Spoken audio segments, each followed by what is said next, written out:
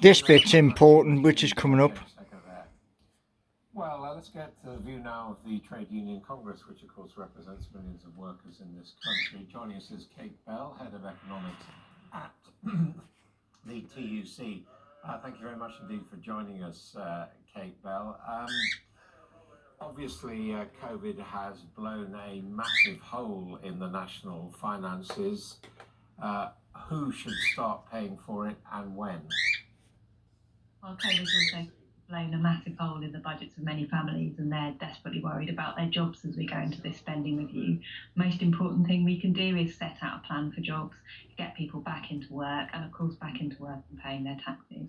That's the best way to get our economy back on track, and that's what we'll be looking for from the Chancellor today. That is pretty much what we've been told in the pre-briefings, that this is going to be all about jobs, jobs, jobs. So do you get the sense? Let's hope it is jobs, jobs, jobs. Listening to you, we know that there have been consultations with the TUC and employers groups ahead of this.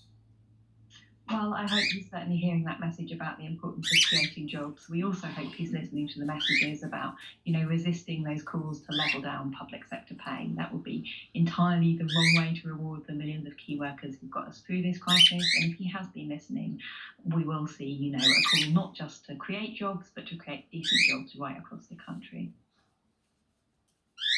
As you know, the argument is that people in the private sector have been hit much more heavily by job losses and furloughs, and that therefore it's fair for public sector workers to make some sort of sacrifice by having a pay freeze. What's your answer to that?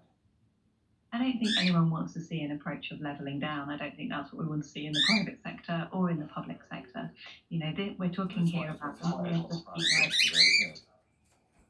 while some private sector people in the private sector have seen their wages fall because actually of the furlough, where people have been on 80% of their wages. If you look at wage forecasts for next year, private sector wages set to rise between around 2 to 3% in the current forecasts. Obviously, we'll have new forecasts from the OBR today, and this is when the Chancellor is setting public sector pay for. So I think there's a real risk that if the Chancellor kind of listens to these voices telling him to push down key worker pay, we'll actually see those key workers falling further behind.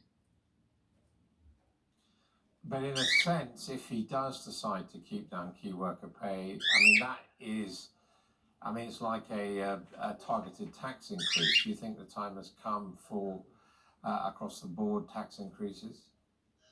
Well, I think, what the economic consensus is now saying is the time right now is for investment. We need to get the economy. Yeah, definitely investment. We need to be making sure we have that strong recovery, and that absolutely starts with creating jobs.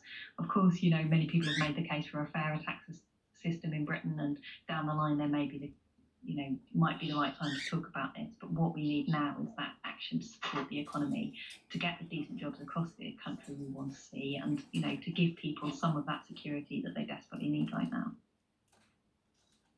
And what do you want to hear on the whole question of benefits, particularly universal credit, and obviously related to that, in-work benefits, because as we know they have been increased during this pandemic period, but are due to be cut later on.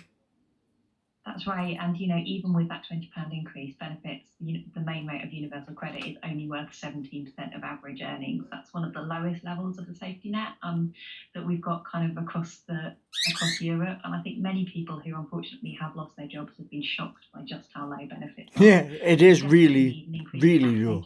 We've been calling for a significant increase in that to around 80% of the real living wage, and that would give people the cushion they need to get back on their feet if they do lose their jobs, and hopefully have the time and space they need to get back to work. The other bit of our safety net, which is obviously desperately frayed, is sick pay. Again, we're seeing people really struggling to be able to take the advice to self-isolate because, the support they're getting through the sick pay system, just £95 a week, just isn't enough to live on. And if the Chancellor really wants to kind of strengthen the safety net, if he wants to, show that the government is taking the threat to health seriously as well as the threat to livelihood, he'll take action today to fix the sick pay system. Kate Bell of the TUC, thank you very much indeed for joining us. You're watching All Out.